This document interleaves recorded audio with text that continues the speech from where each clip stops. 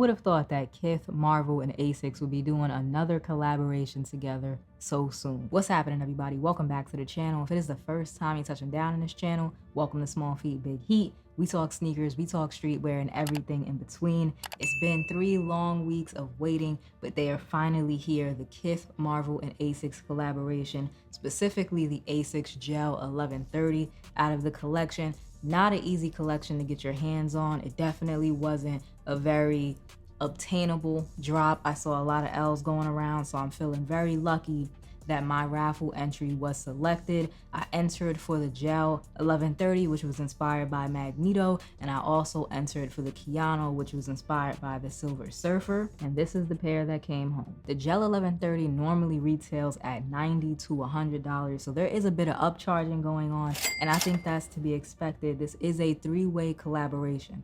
Kith, Marvel, and Asics. So the prices is gonna be a little bit higher so that everybody can eat. Whether or not I think the price is worth it, I'll get into a little bit more as we talk about the sneaker. As I mentioned, this pair is inspired by Magneto, and because Magneto is mainly purple and red, those colors are featured heavily on this pair, but I think Kith managed to do it in some creative ways. There's different shades of colors, different finishes, different textures. Kith has always been really good about the details, and this collaboration is no exception. The upper is a closed mesh with a purple gradient. Near the back of the shoe, the purple has more blue tones, and as it gets closer to the toe box, it has more red tones because, of course, blue and red make purple. There's gray overlays on the upper near the toe box.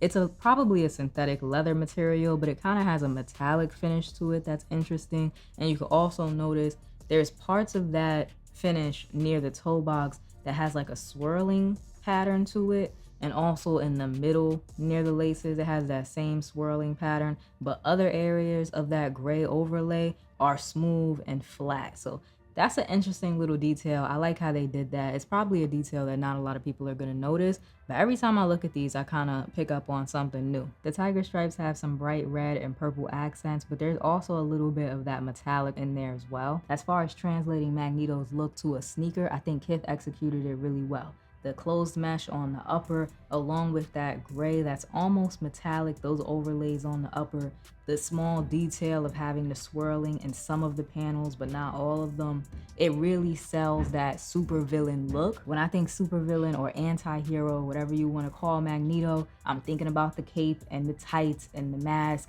And I'm definitely seeing that on this sneaker in the way that everything comes together. Off-white midsole with the red accents, the visible gel having those be red is a nice touch. Black and purple outsole, sticking with the color theme, but not much else to see there. Let's get into the details. The tongues of the shoes have that same gradient effect in terms of color, and there's Ronnie 5 branding on the right shoe, Asics branding on the left shoe. Both of the tongues say Gel 1130. This is my first pair of the Gel 1130. It's not a model that I had a whole lot of familiarity with before I decided to pick these up. The Keanu, the Nimbus, the Cumulus, those models I have a lot of familiarity with because I used to work sporting goods and we sold a lot of those sneakers. Then of course you have the Gel Light 3, the Gel Light 5, the Gel Light 3 being my favorite Asics model, the Gel Light 5, the Gel NYC. I know a lot about those as well because I wear those sneakers. But the Gel 1130 was definitely a gap in my sneaker knowledge. Having it in hand, and for the time being that I put it on and kind of walked around in it before filming this video, I will say it's most similar to the Keanu 14. It's like a very rolled back, basic, stripped down version of the Keanu.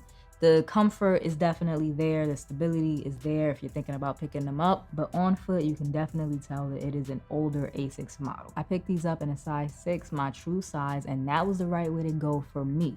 Let me explain. There's a little bit of space between where my big toe ends and the front of the sneaker. I find when it comes to running shoes specifically, I like to have that little bit of space. That's what works for me. But if you're picking these up resale, maybe you want to go a half size down, maybe you want to go true to size, I would recommend going true to size. Kith branding on the toe box of both shoes, Marvel branding on the heel of both shoes, and of course the insoles have pictures of Magneto on them. Very, very dope. Nobody's ever gonna see it while you're wearing them, but I still love these kinds of details. Another hit of branding that I just noticed on the inside sock liner of the shoe, it says Marvel in collaboration with Kith, and there's both of the logos in there. That's actually a pretty nice tag.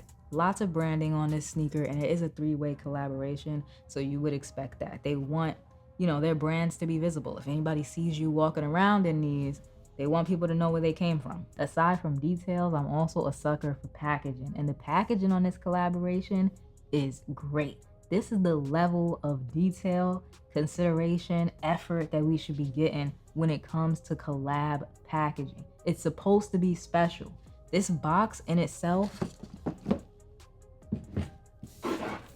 this Kith Marvel box, the shoe box, is a collectible in itself. Even the sleeve for the box, it has all of the different characters on it. It's UV printed. They put a lot of effort and time into this. They really thought about how to make this collection a collectible. Inside the box was this bag, which has that same Marvel villains footwear collectible logo and branding on it, and then you got Venom, Green Goblin, Silver Surfer, all the different characters on there.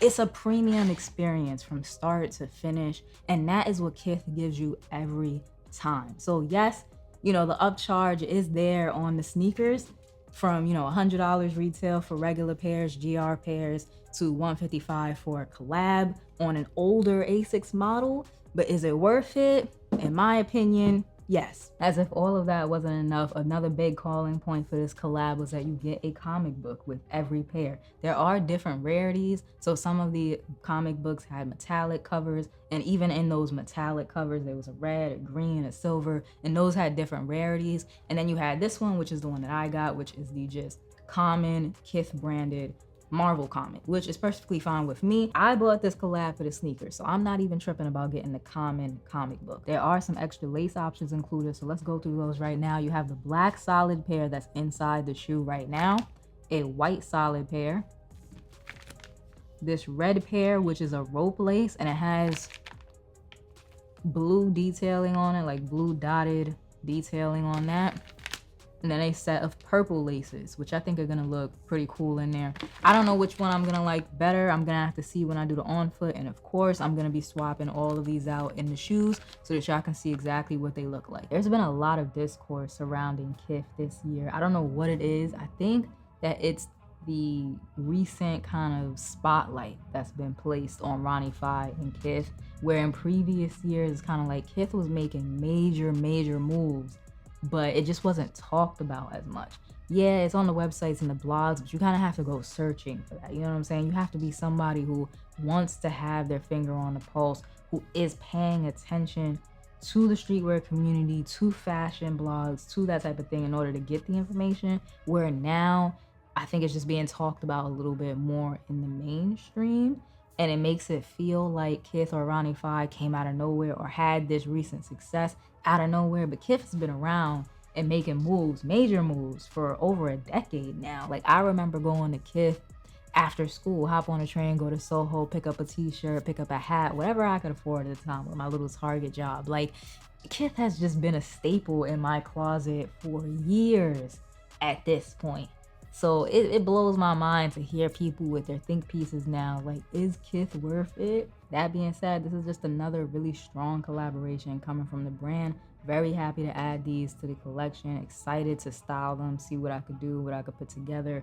That's gonna be fun, I already know. So keep a lookout for that video. And of course, like, comment, subscribe, show us more YouTubers some love, and I will check y'all out in the next one.